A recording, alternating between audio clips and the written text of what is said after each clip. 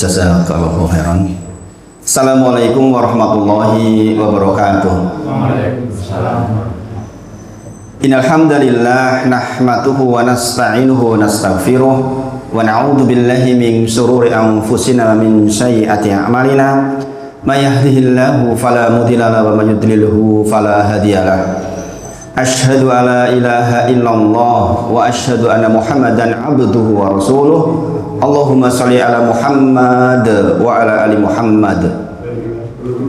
Ya ayyuhalladzina amanu taqullaha haqqa tuqatih wa la tamutunna illa wa antum muslimun.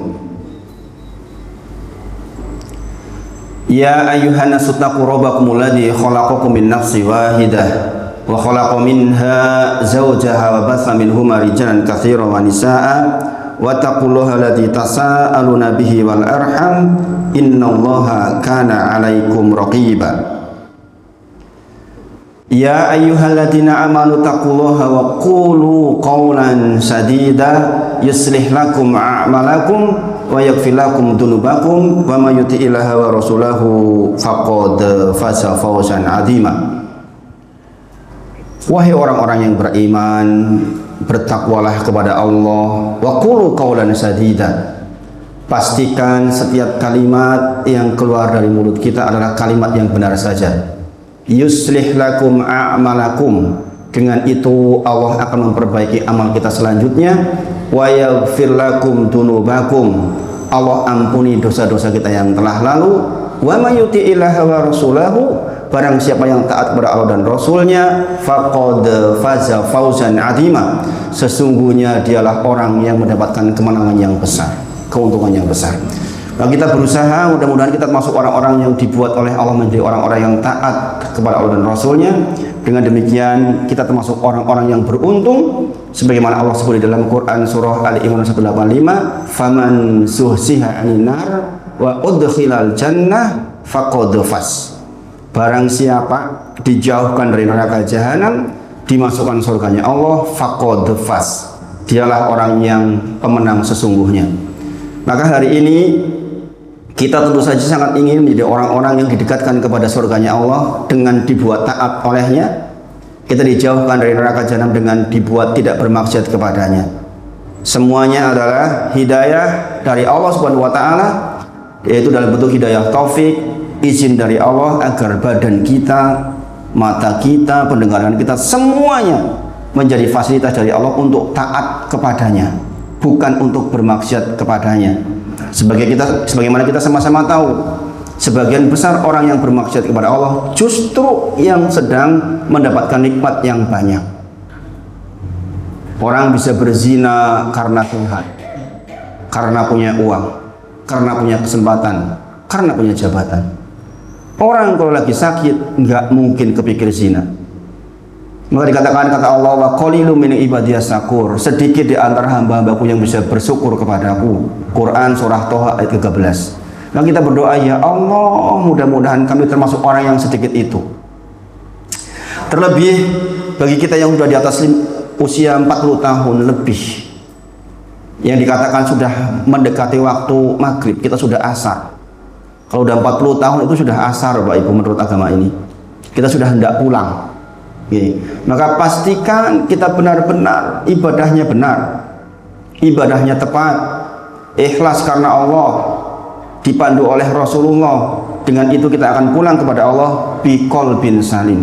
Kata Allah, yauma la yanfa'u malun wala banun, hari nanti di mana tidak lagi bermanfaat harta dan anak-anak kita, illa kecuali man atallaha biqalbin salim, kecuali orang-orang yang datang kepada Allah dengan hati yang selamat, hatinya bersih, tidak ada hasad, tidak ada iri, tidak ada riya, tidak ada dengki. Kita menghadap kepada Allah hanya berharap wajah Allah Subhanahu wa taala. Mudah-mudahan yang malam hari ini hadir termasuk orang-orang yang dimudahkan lembut hatinya.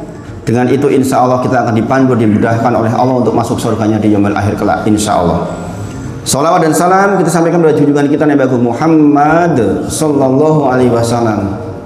Tiap kali kita menyebut nama Muhammad, kita sebutkan sallallahu alaihi wasallam sebagai bentuk penghormatan dan implementasi dari perintah Allah bahwa kita memang disuruh banyak-banyak sholawat kepadanya. Maka setiap waktu, ya, kalau kita punya kesempatan, kita banyak bersolawat kepada Nabi Muhammad sallallahu alaihi wasallam. Dengannya insya Allah janjikan akan dikembalikan dengan kebaikan yang banyak kepada kita.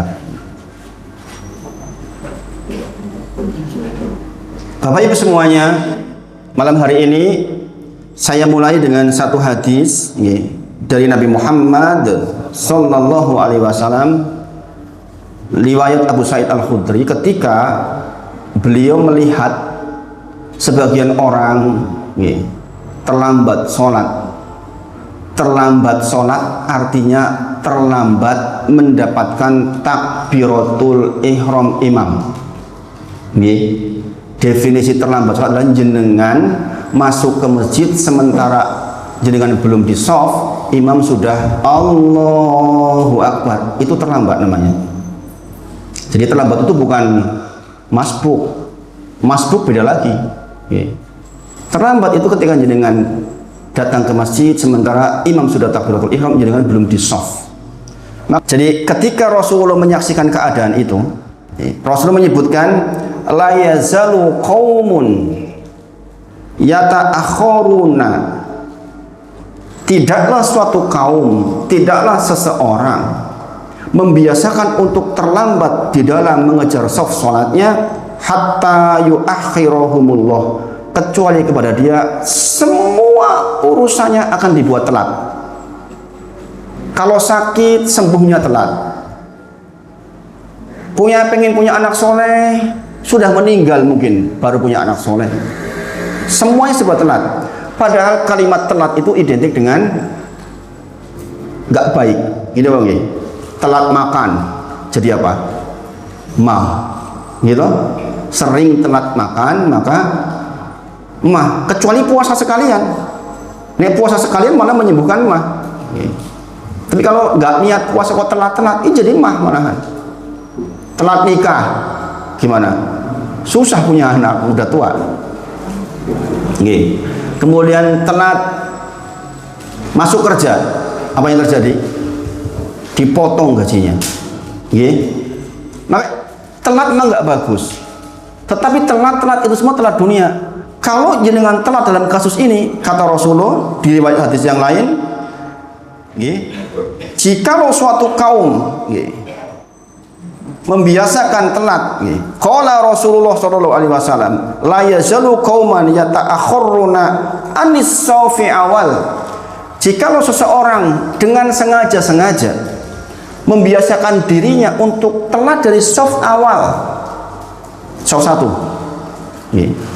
maka kata Rasulullah, hatta yu'akhiruhumullah finnar, kecuali kepada dia pasti nanti dia akan diakhirkan keluar dari nerakanya.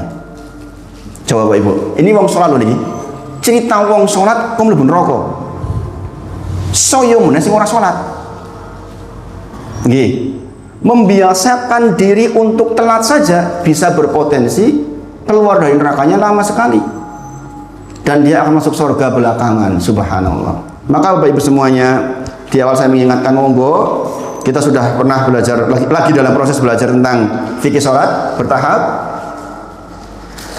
Mudah-mudahan jenengan ingat betul hadis itu.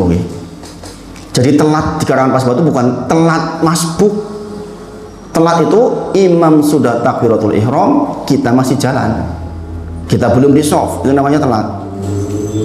Mudah-mudahan kita semua yang hadir hari ini termasuk orang yang dimudahkan untuk menegakkan sholat dalam kondisi berjamaah. Di zaman dulu dan di zaman sekarang sama, kisahnya persis. Kisahnya Abdullah bin Umi Maktum itu terulang di zaman ini. Abdullah bin Umi Maktum adalah salah satu muadzinnya Rasulullah. Orangnya mohon maaf a'ma, buta. Kita sama-sama tahu rumahnya cukup jauh dari masjid. Maka ketika mengatakan Rasulullah, ya Rasulullah, sesungguhnya engkau tahu aku orang buta. Apakah ada keringanan buat saya ketika saya mendengar adanya Bilal, kemudian saya tetap sholat di rumah? Karena saya nggak ada yang nganter, saya buta, jarak rumah cukup jauh, dan di antara aku dan rumah dan masjid masih terdapat binatang yang membahayakan. Kata Rasulullah, la fa'ajib, tidak, tetap wajib sholat di masjid bagi laki-laki. Kita hari ini masjidnya dekat, masjidnya ber-AC, Masya Allah, punya motor, meripatnya terang benderang. Lantas kita nggak ke masjid, besok kalau ditanya di akhirat, apa alasanmu? Apa jawaban kita, Bapak Ibu? Maka malam hari ini saya mengingatkan, mumpung masih di bulan-bulan yang bulan Hurum, ya, kita masih di bulan Hurum, Dzulqa'dah, Dzulhijjah, Al-Muharram. Semoga kita termasuk orang-orang yang hatinya lembut sehingga tegak ibadah kita. Siarkanlah ini Bapak Ibu semuanya ke masyarakat, bahwa sholat berjamaah di masjid itu adalah keutamaan. Kalau kita ditanya, mau gaji 1 juta atau 27 juta? Gimana jawabannya? Mau gaji 1 juta atau 27 juta? 27 juta. Sholat sendirian di rumah 1, di masjid 27. Sayangnya orang itu lebih senang yang cash. Bila mumpahalatan, nek 17 juta tenan, ojo 17 juta, 50.000 tak mangkat. Nggih. Kalau Al-Ma'arij, setiap satu sholat berjamaah 25.000, akeh yakin di sini. Nggih, ngene apa nggih? Karena memang kata Ibnul Qayyim, manusia Bani Adam lebih suka yang cash.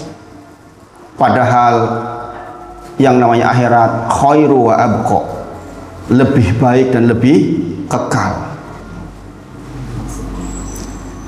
Bapak Ibu semuanya, ikhwan dan akhwat semuanya, kita malam hari ini mencoba mengambil pelajaran dari Ibrahim alaihissalam yang sudah kita bahas 2 minggu berturut-turut di kisah yang sangat panjang.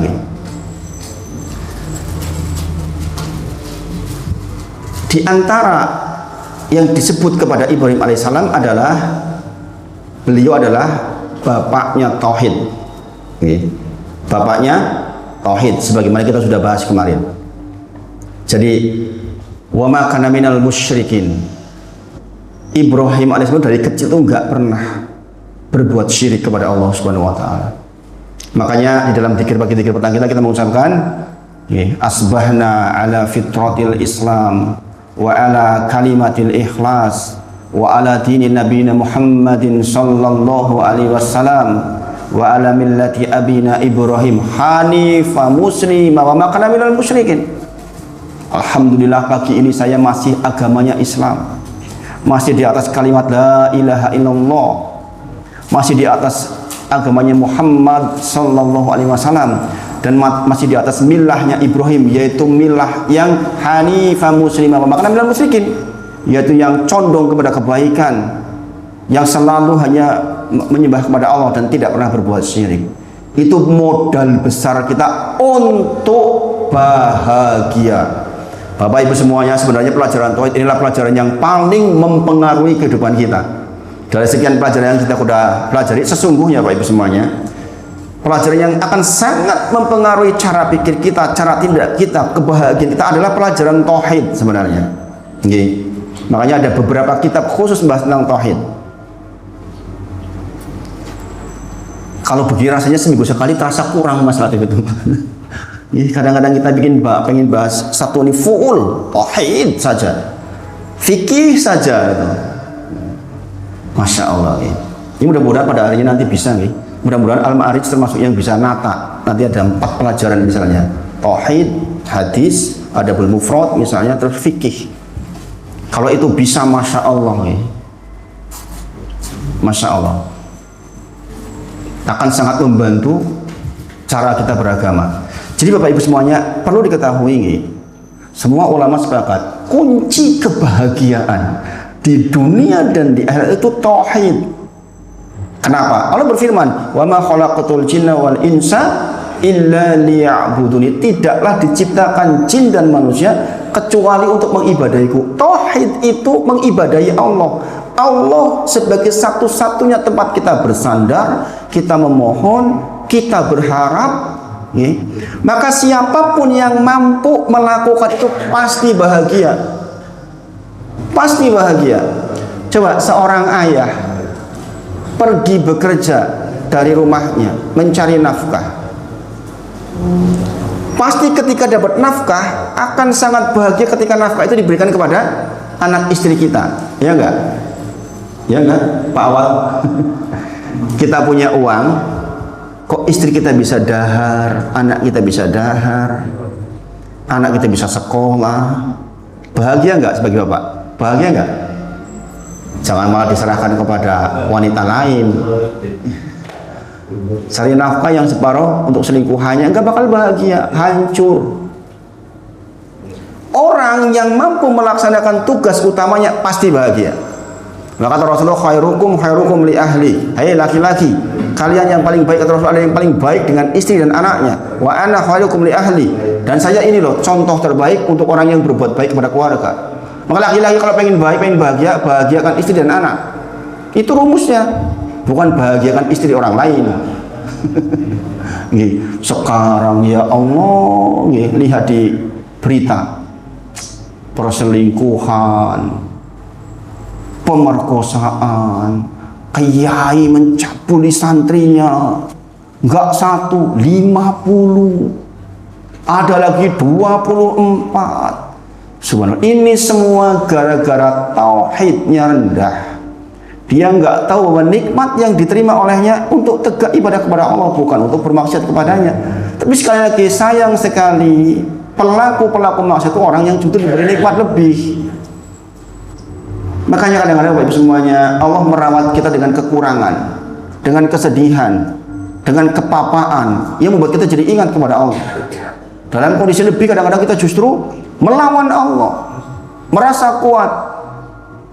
Sampai ada berita seorang kepala sekolah mati di samping perempuan yang dizinai guru. Coba, pendidik mati lagi berzina. Subhanallah. Nah inilah orang kalau jauh dari tauhid itu semuanya diterjang. Orang bertauhid punya problematika rizki misalnya, dia akan tenang tetap karena tahu Robnya itu maha kaya. Bapak Ibu semua, saya cerita seperti ini mengalami Bapak Ibu. Bagaimana kita merawat hati kita agar tenang dalam semua keadaan, bertauhid kepada Allah. Tugas kita adalah berusaha, tapi ketentuan atas hasil Allah yang menentukan, bukan kita. Ini bertauhid dalam rezeki. Sedang sakit, kita bertauhid kepada Allah. Yang memberikan sakit kepada kita Allah, dan pasti ada hikmah kebaikannya. Maka siapapun orang yang bertauhid kepada Allah, dia akan bahagia. Kebahagiaan yang sejati hanya diperoleh dengan tauhid. Salah satu cara yang paling efektif untuk mendapatkan bahagia adalah dengan bertauhid kepada Allah Subhanahu wa taala, memfokuskan seluruh hidupnya untuk dipandang, dilihat, diakui, dicintai oleh Allah. Pasti dia bahagia. Orang itu menjadi kecewa karena dia mengharapkan penilaian orang, kemudian harapannya nggak tercapai. Tiwas aku wis bantu jebule bocah orang matur nuwun karo aku. Ini kita nggak butuh matur nuwunnya dia. Yang kita butuhkan adalah penilaian dari Allah Subhanahu wa taala. Manusia Bapak Ibu semuanya ada dua unsur, yaitu unsur jasmani dan unsur rohani. Unsur jasmani punya kebutuhan, dia minta makan, minum. Bagi yang sudah bersuami istri, kebutuhan biologis juga termasuk pemenuhan kebutuhan jasmani. Gini apa gini bapak-bapak? Nek ora piye? Mumet ora? Bismillah. Monggo sambil diunjuk Bapak Ibu.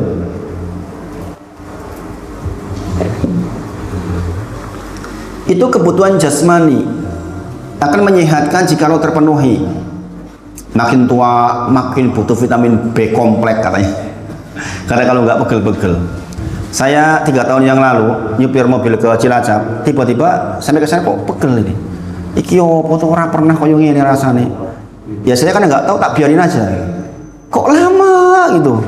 Saya berbulan-bulan sampai akhirnya adalah jamaah dokter, Ustadz, itu tuh jangan kurang vitamin B kompleks. Akhirnya saya beli PNB komplek yang IP itu. Saya minum dua. Iya, Masya Allah, ternyata sembuh. Welah, sudah tua. Kata Allah, waja'akumun nadir, didatangkan tanda-tanda untuk kalian. Para ulama menyebut maksud tanda adalah uban putih. Nek wis putih berarti wis meh. Nggih. Itu udah tanda itu. Nggih. Udah ngomong tuh sebenarnya rambut, Mas, jenengan iku pun sepuh, pun badhe kondur. Para ulama menyebut wajah aku munadir, seluruh fungsi tubuh kita yang berkurang itu wajah aku munadir. Itulah tanda dari Allah, tanda cinta dari Allah untuk memberikan peringatan kepada kita yang kadang-kadang masih menganggap dunia masih lama. Tadi malam saya layat,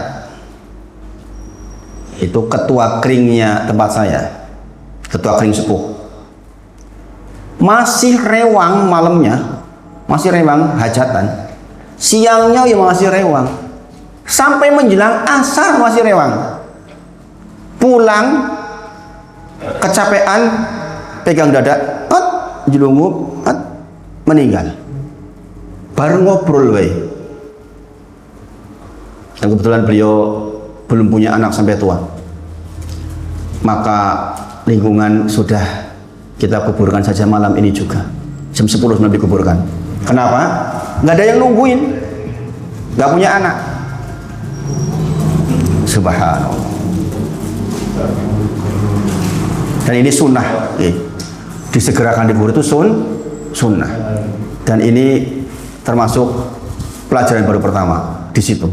Saya mengatakan sunnahnya langsung dikubur, jangan ditunggu. Akhirnya pada asar kita gali, di sana agak keras gitu tanahnya, butuh waktu 2 jaman lebih untuk gali.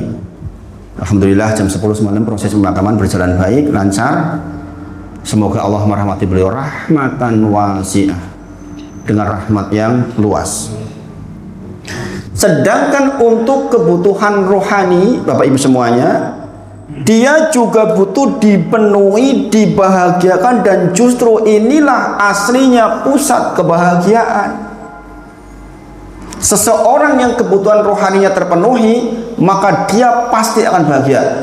Dan memenuhi kebutuhan rohani, tidak ada kebutuhan kecuali bertauhid kepada Allah Subhanahu wa taala. Yaitu keadaan di mana hati kita itu mendekat kepada Allah. Semakin dekat kepada Allah, beribadah kepada Allah, DP ke Allah, bertawakal kepada Allah, berdoa kepada Allah, memohon kepada Allah, bersandar kepada Allah. Maka ada kalimat Qul huwallahu ahad. Katakan Allah itu Esa. Allahus samad. Dialah Allah, tempat kita bergantung, tempat kita berharap. Masya Allah. Ini ayat menakjubkan, ayat yang mensifati Rabb, yang tidak ada Rabb selain Allah. Qul huwallahu ahad, Allahus samad, lam yalid wa lam yulad. Enggak beranak, enggak diperanakan, maksudnya enggak punya bapak, yang enggak punya anak. Kebayang enggak kalau Tuhan kok punya anak? Tuhan kok lapar? Pripun? Subhanallah.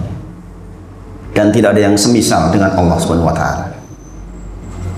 Jadi pusat kebahagiaan ruh yaitu ketika kita dekat dengan Allah, jangan pasti bahagia. Ini kunci Bapak Ibu. Dalam semua keadaan, dalam semua keadaan, jenengan akan tetap bahagia sepanjang ruh jenengan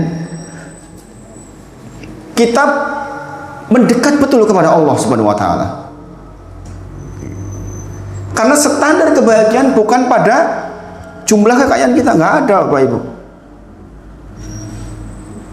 Makanya kalau kita perhatikan orang-orang non muslim, sekaya apapun mereka mustahil bahagia, mustahil.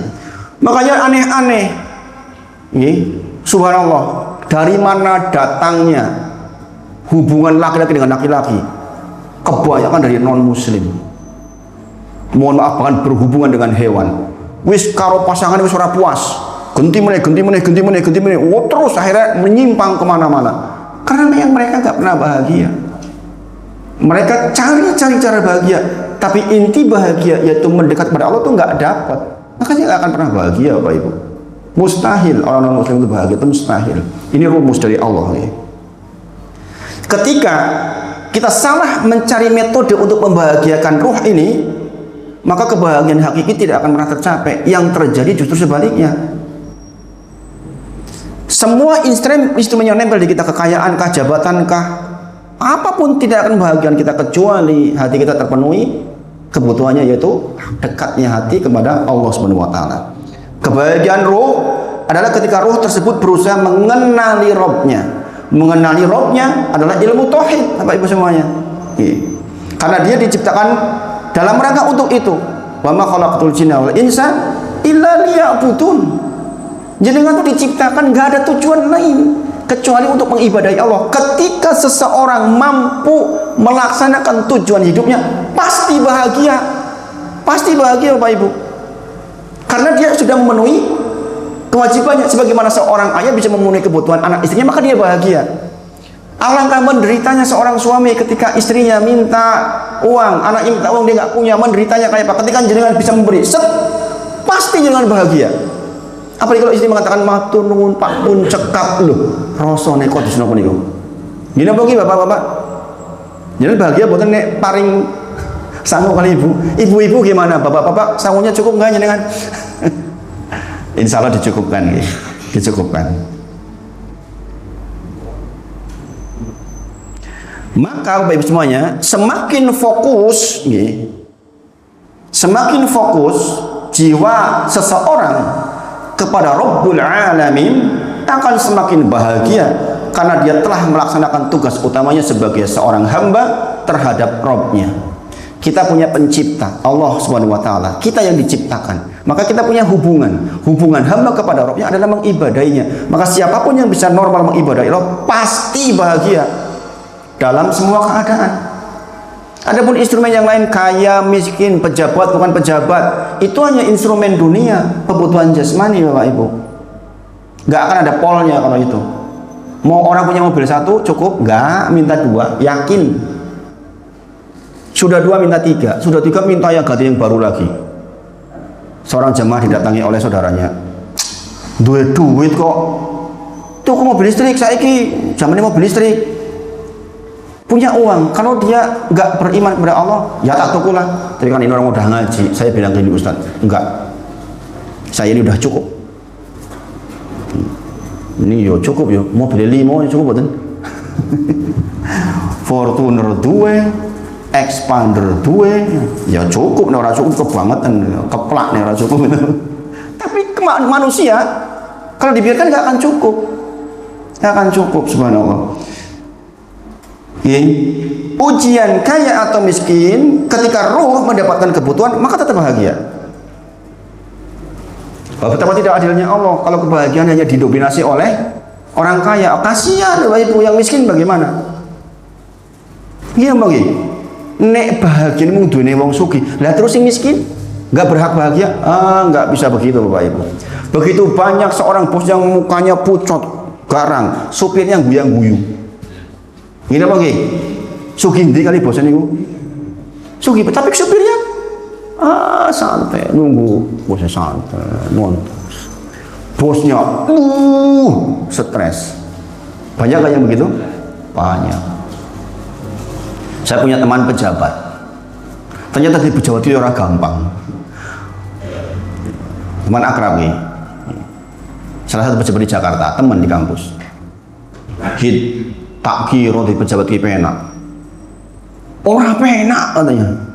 Lah kok ora iso lurus. Nek lurus digencet ora atasan. Subhanallah. Ora iso, lingkaran setan katanya. Arep metu aku butuh duite, ora metu loro atine. Coba. Stres itu, subhanallah. Sesungguhnya di dunia itu ada kebahagiaan. Maka barang siapa yang tidak mendapatkan bahagia dunia, dia tidak akan dapat bahagia akhirat. Kata Imam Ibnu Taimiyah, ucapan ini diambil, dicuplik oleh muridnya Ibnul Qayyim Al-Jauziyah dalam kitabnya. Ibnu Taimiyah menyebutkan, inna fid dunya jannatun, sesungguhnya di dunia itu ada jannah, ada surga. Man lam yadkhulha, barang siapa yang tidak masuk ke surga dunia, lam yadkhul jannatul akhirah, maka dia enggak akan bisa masuk ke surga akhirat. Apa jannatul dunia? Apa yang namanya surga dunia? Adalah sesungguhnya di dunia itu dia adalah orang yang ma'rifatullah. Surga dunia didapat ketika kita tuh makrifat kepada Allah. Kita itu dekat kepada Allah, itu surga dunia.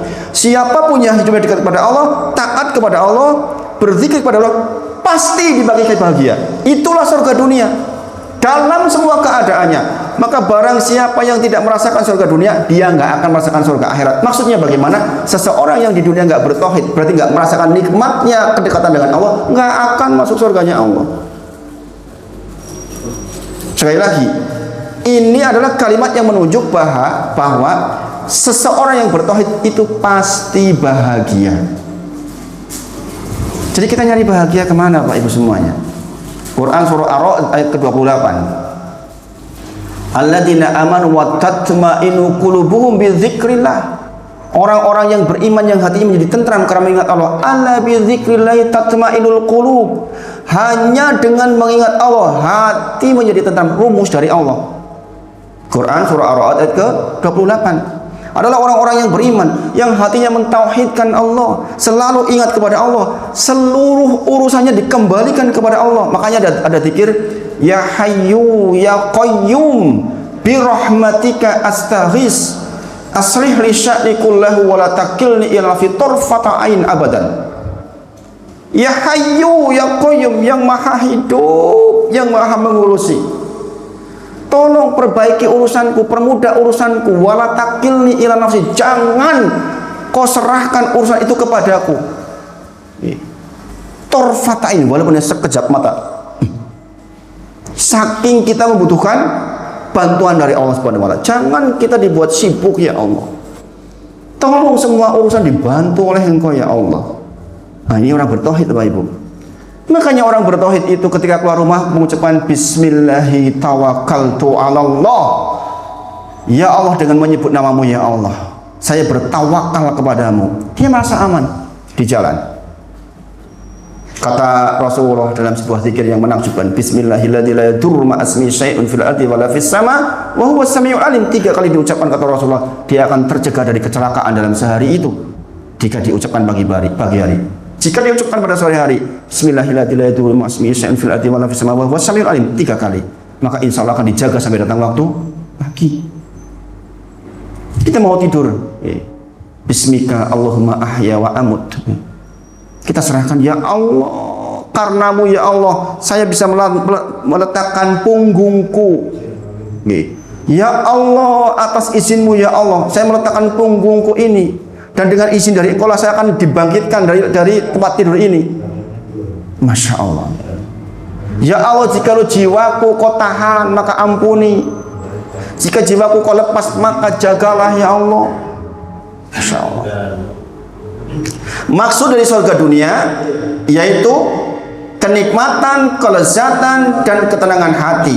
Dan hal ini didapatkan melalui mengenal Allah Subhanahu wa taala dengan sangat baik, mencintai Allah dan senantiasa mengingatnya, ketaatan yaitu merasakan manisnya iman dan ketenangan saat beribadah serta bermunajat. Jadi jenengan itu Bapak Ibu semuanya akan mendapatkan kenikmatan dunia dengan 3 hal ini. Yang 3 hal ini adalah bentuk tauhid kepada Allah Subhanahu wa taala, yaitu ma'rifatullah, keadaan di mana jenengan mengenali Allah Subhanahu wa taala. Dialah Allah yang menciptakan kita. Dialah Allah yang memberikan rezeki kepada kita. Dialah Allah yang merawat kita. Dialah Allah yang beri anak kepada kita. Dialah Allah yang menumbuhkan tanaman-tanaman, yang menurunkan hujan. Kita kenali Allah lewat makhluk-makhluk ciptaannya. Dialah yang membuat anak kita berkedip. Nek anaknya jenengan mboten saged kedip, jenengan bingung mboten? Kedip. Anak jenengan gini. Ini kita terus piye? Mumpet mboten jenengan. Digoyang dokter entek duwite akeh niku. Mung ora iso kedep. Nggih mboten? Jenengan gadah putra mendelik kowe. Mumpet mboten jenengan. Coba siapa yang membuat berkedip itu? Allah. Bapak Ibu semuanya. Masya Allah. Kemudian mahabbatullah, kecintaan kita. Jadi jenengan ibadah itu karena cinta kepada Allah. Makanya Ibrahim alaihissalam itu mengatakan apa? Ketika diuji dengan bi kalimatin fa'atammahun, kita udah bahas minggu yang lalu. Ketika diuji dengan perintah dan larangan fa'atammahun, maka dia bukan melaksanakan, tapi melaksanakan dengan sempurna. Tapi semuanya, saya dari tadi ceramahkan jenengan ini sambil merasakan punggungnya sakit luar biasa ini. Ini sejak kemarin pagi sudah merasakan buat nyaman banget sebenarnya. Dan hari ini puncak, tadi sore itu sampai sakitnya tuh banget. Menjelang berangkat ke sini juga luar biasa sakitnya. Nah, ini saya mencoba mengaplikasikan tauhid di dalam sakit. Setidaknya kalau meninggal dalam ketaatan. Jadi tenang. Tadi sholat imam nyet.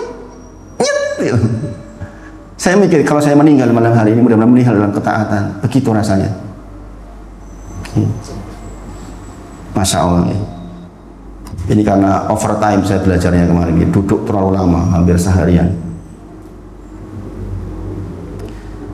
Dengan mendapatkan kebahagiaan hakiki di dunia, seorang hamba akan memiliki nah ini penting banget. Siapapun yang mempunyai kebahagiaan di dunia dengan hati yang bertauhid kepada Allah, maka dia akan punya keteguhan hati dalam menghadapi berbagai cobaan. Dia akan punya keteguhan hati ketika menghadapi cobaan. Bukankah kita tahu rumusnya, innallaha yuhibbu qauman ibtalahum idza ahabballahu qauman. Jika Allah mencintai seorang hamba, mencintai satu kaum, ibtalahum, maka akan didatangkan ujian kepada dia. Kita sama-sama tahu rumusnya Bapak Ibu. Enggak ada orang dicintai kok tanpa ujian. Jenengan dulu mau ngelamar istri. Istri untuk tahu jenengan berkualitas itu diuji, tenanan ora to iki cintanya. Alif Lam Mim. Ahasiban nasu an yutraku an yaqulu amanna wa hum la yuftanun. Walaqad fatanna alladhina min qablihim falaya'lamanna Allahu alladhina sadaqu walaya'lamanna al-kadhibin. Bahkan jenengan kira, jenengan dikatakan ngomong beriman, saya beriman, sementara belum didatangkan kepadamu ujian sebagaimana didatangkan kepada orang-orang sebelum kamu. Ujiannya sangat berat. Kita kadang-kadang berujian sedikit udah mengeluh luar biasa, seolah-olah Allah itu kecil, Allah nggak bisa menyelesaikan soal kita. Orang bertauhid itu nggak begitu. Kita tahu Allah Maha Kaya, kita tahu Allah Maha Luas, makanya orang meninggal didoakan apa? Rahimahullah, rahmatan wasi'ah. Semoga yang meninggal dapat rahmat dengan rahmatan wasi'ah, dengan rahmat yang luas. Bagaimana Allah itu punya keluasan yang luar biasa. Yang mati saja didoakan rahmatan wasi'ah, apalagi kita yang masih hidup. Ini kalimatnya hafidhahullah. Semoga Allah jaga kita semua dengan penjagaan yang luas sekali. Jadi di dunia itu terdapat surga. Barang siapa yang tidak memasukinya, maka dia tidak akan memperoleh surga akhirat. Ibnul Qayyim menjelaskan bahwa surga dunia adalah mencintai Allah, mengenal Allah, senantiasa mengingatnya, merasa tenang dan tumakninah ketika bermunajat kepadanya. Ya Allah, saya sakit, ya Allah, Engkau yang menyembuhkan, ya Allah. Ya Allah, Engkau yang bisa menyembuhkan semua penyakit. Kita tahu nih, Nabi Ayub alaihissalam sakitnya kayak mana, disembuhkan oleh Allah.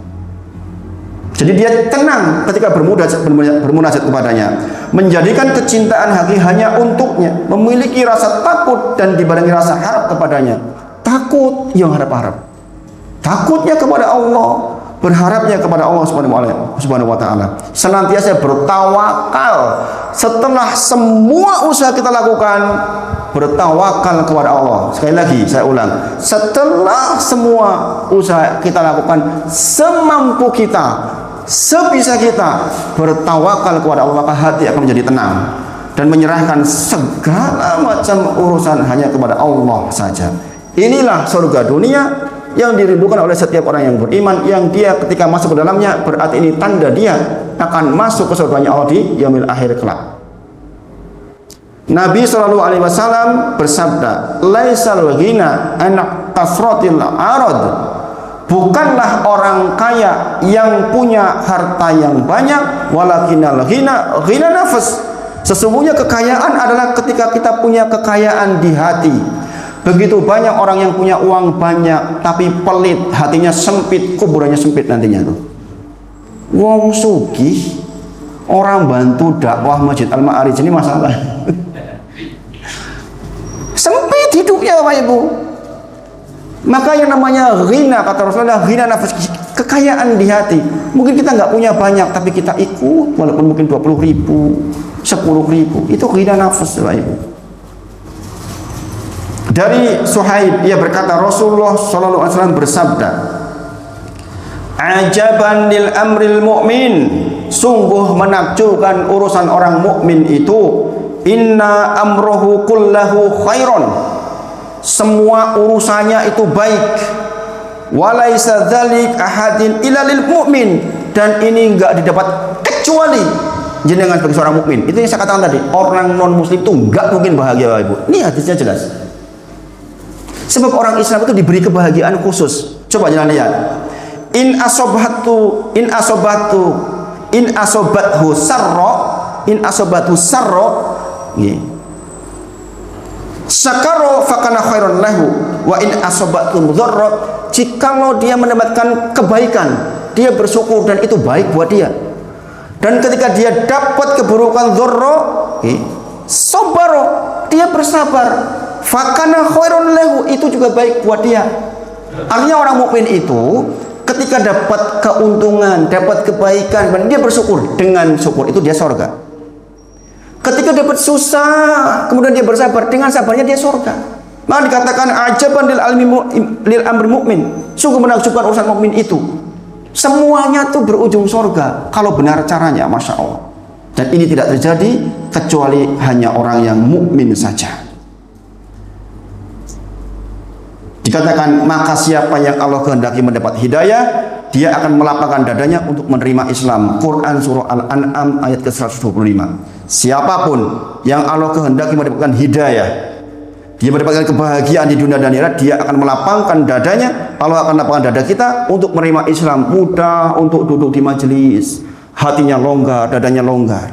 Tidak jumawa, merasa sudah pintar, ngapain saya duduk-duduk di majelis. Ini akan dibuat longgar. Ketika Allah menghendaki kebaikan seorang hamba, maka Allah akan buat dia paham soal agamanya. Kata Rasulullah, man yuridillahu bi khairan yufaqihu fiddin. Barang siapa yang Allah kehendaki kebaikan buatnya, Allah akan pahamkan soal agamanya.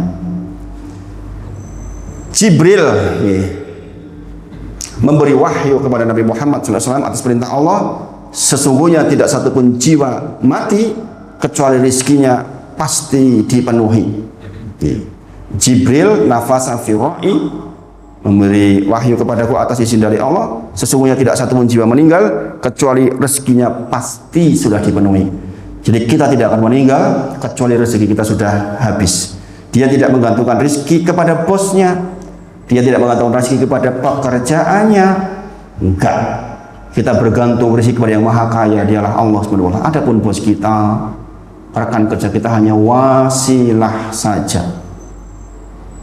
Jadi kita nggak akan bersedih karena kita tahu kita bergantungnya kepada yang maha kaya, bukan yang kalau dimintai marah.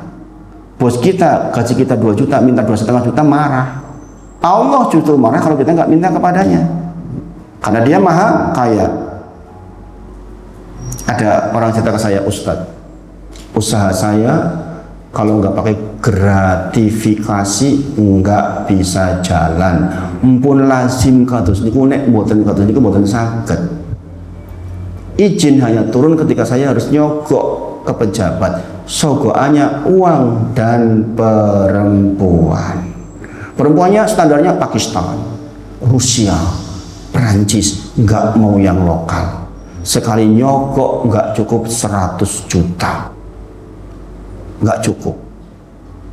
Pakistan 50 juta. Subhanallah. Ini cerita nyata ini. Ini bukan cerita ngarang-ngarang, cerita nyata. Gimana Ustaz? Ar-rosi wal murtasi finnar.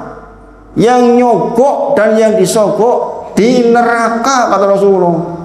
Orang saya nggak bohong, langsung di neraka. Subhanallah. Yang satunya mengatakan ke saya, Ustaz, ketika saya suruh nyogok perempuan untuk dapat proyek, saya ingat kalimatnya Ustaz, saya takut Ustaz. Sekarang saya nggak mau lagi. Wis untuk proyek sa entuk mudah-mudahan berkah. Dan dia mengatakan, alhamdulillah Ustaz, ternyata benar. Proyeknya orang gede-gede ini berkah. Dulu proyeknya sampai 10 miliar, sekarang proyeknya 200 juta, 400 juta ini berkah Ustaz. Saya tentrem hatinya. Hubungan dengan istri menjadi lebih baik. Masya Allah. Dulu uangnya banyak, tapi ribut terus, nggak pernah tentrem. Subhanallah. Kita di ujung malam Bapak Ibu berdoa, ya Allah, minta rezeki kepadamu ya Razzaqul Qatil Matin. Jangan kau buat malu wajahku untuk menghadap kepada hambamu, meminta-minta kepada hambamu. Jangan kau jadikan aku terkasihani karena itu. Jangan kau hinakan aku ya Allah, engkau maha kaya ya Allah. Itu bertauhid di dalam rezeki, sehingga kita tidak akan dihinakan di dunia ini ya Bapak Ibu. Inilah orang yang bertauhid. Dia betul-betul menggantungkan rezekinya kepada Allah Subhanahu wa taala. Tidak mudah memang ini. Tapi sesungguhnya inilah yang diajarkan oleh agama ini. Subhanallah. Makanya seringkali saya dulu ketika awal-awal proses belajar tauhid pernah merasakan anak kelaparan. Saking malunya saya kepada Allah Subhanahu wa taala. Ya Allah, jangan kau hinakan aku ya Allah dengan menghadapkan wajahku ini kepada makhlukmu. Itu kalimat yang sering saya minta kepada Allah. Sampai nangis-nangis kadang-kadang kayak gitu ya. Jadi orang yang bertauhid di ujung malam dia bangun minta betul untuk urusan kebaikannya. Ya Allah, berikan aku rezeki ya Allah, rezeki yang berkah. Jangan kau buat aku malu dengan menghadapkan wajahku kepada makhlukmu. Jangan permalukan diriku ya Allah di hadapan makhlukmu. Itu kalimat yang sering kali saya sampai ibadah kepada Allah Subhanahu wa taala setelah kita hijrah. Subhanallah. Ketika musibah datang, ini bertauhid itu luar biasa nih. Benar nih, kita ikhtiar. Tetapi orang bertauhid hatinya itu hanya bersandar, bergantung kepada Allah, tidak akan menimpa kita kecuali atas apa yang ditulis oleh Allah. Ketika memang betul datang kepada kita musibah, memang sudah ditulis sehingga kita longgar dadanya. Memang itu jatahnya kita. Tidak mungkin menimpa kita kecuali sudah tertulis oleh Allah di Lauh Mahfuz. Jauh sebelum itu. Ada seorang jamaah bilang ke saya, Ustaz, ada orang pinjam uang saya itu 2 miliar. Orangnya orang ngaji Ustaz, jenggotnya ya meyakinkan, celananya ya sudah di atas mata kaki, nyunak. Saya memandang dohirnya ini orang baik lah. Jebul dipinjemi 14 sampai hari ini udah 4 tahun. Orangnya ketemu, dia baik. Mas, udah jangan tetap sholat di sini, nggak usah pergi dari masjid ini. Adapun saya, jangan punya tanggung dengan saya. Udah ditulis di Lauh Mahfuz, memang saya harus minjem jenengan dan dokter tulis harus selama seperti ini. Itu bagian apa yang udah Allah tentukan untuk saya longgar dadanya. Saya nggak marah sama jenengan. Coba dengan tauhid 2 miliar 4 tahun nggak kembali masih bisa senyum, masih bisa ngobrol. Wong liya sudah paten iki 2 miliar. Utang 2 miliar, paten iki kowe. Ojo 2 miliar. 5 yuto pembunuhan. Ini loh Bapak Ibu, karakter orang yang belajar tauhid itu luar biasa karena dia tahu tidaklah musibah menimpa dia kecuali memang sudah ditulis di Lauh Mahfuz untuk menimpanya. Kalau nggak ditulis nggak mungkin menimpa. Demikian juga kebaikan, nggak mungkin kebaikan datang kepada kita kecuali kebaikan yang ditulis oleh Allah dulu di Lauh Mahfuz. Itu itu akan datang kepada kita. Ini yang bertawakal, bertauhid kepada Allah itu begitu Bapak Ibu. Ini implementasi tauhid yang sangat nyata sebenarnya ini. Sebenarnya mau mencoba menyampaikan dengan belajar tauhid dengan sesuatu yang lebih implementatif. Dulu di Mahat belajarnya tauhid dari kalimat begini dan begini. Artinya begini. Begitu dulu belajarnya. Ya, dengan saya ajak belajar begitu, mbok menawa jangan ngantuk. Nggih. Dengan seperti ini jangan ngantuk mboten. Hatinya dikoyak-koyak, diajak muter tenan. Nggih. Belum lagi jika tawakal, maka ini adalah puncak tawakal. Tawakal kepada Zat yang Maha Kuat atas apapun. Demikian para nabi mengajarkan kepada kita. Jangan bertawakal kepada pekerjaan jenengan. Jangan bertawakal kepada usaha jenengan. Jangan bertawakal kepada perusahaan jenengan. Jangan bertawakal kepada lingkungan panjenengan. Jangan bertawakal kepada anak panjenengan. Bertawakal kepada yang Maha Kuat, yang rezekinya tak terbatas. Innallaha huwa razzaqu dzul quwwatil matin. Dia yang Maha mengatur, Dia yang Maha mengurus, sehingga hati kita tentram karena kita menyerahkan kepada Zat yang paling kuat, yang paling kaya, yang pasti bisa memberikan solusi kepada kita. Rasulullah dan para sahabat itu Bapak Ibu, ketika diganggu oleh orang-orang, saya akan sabar terhadap gangguan kalian karena saya tahu Allah melindungi saya. Tuh, kalimatnya indah sekali. Jadi dengan pergi ke sebuah tempat berdoa, ya Allah, coba kalau yang baca artinya tuh. Jadi masuk ke sebuah tempat, jadi kalau pas umroh dan haji kan diajari doa-doa seperti itu. Naik pesawat doa, turun doa, sampai ke sana doa. Di antaranya misalnya ke sebuah tempat, aku berlindung kepada Engkau ya Allah dari tersesat, dari tersesat atau disesatkan, atau menyesatkan, atau tergelincir, atau menggelincirkan, atau menzolimi, atau dizolimi. Jadi kita kalau pergi itu Bapak Ibu, kita nggak ingin membuat orang lain susah, kita nggak disusahkan orang lain, kita nggak menggelincirkan orang lain nggak menggelincirkan kita. Kita tidak mencelakai orang lain tidak mencelakai kita. Begitu loh doanya. Wih, Masya Allah. Jadi bukan hanya ingin selamat, tapi kita juga jangan zalim pada orang lain. Nyepir motor nek zalim kan jiko nggone wong liya. Jatuhin kene rene. Oh, tabrakan. Jangan menzalimi orang lain. Maka doanya apa? Ya Allah, jadikan aku termasuk orang yang tidak dizalimi dan tidak menzalimi. Mau tidur, ya Allah, karena Engkau ya Allah aku meletakkan badanku dan aku dibangunkan oleh Engkau karena izin-Mu. Jika Engkau tahan jiwaku maka ampunilah, dan jika Kau wafatkan maka ampuni dosaku. Ini doa menjelang tidur, gitu. Artinya kan begitu itu. Kalau yang lengkap. Gitu.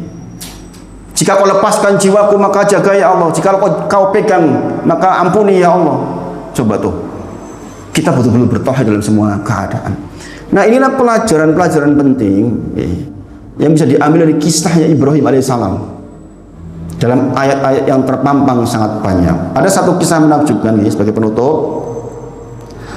Ada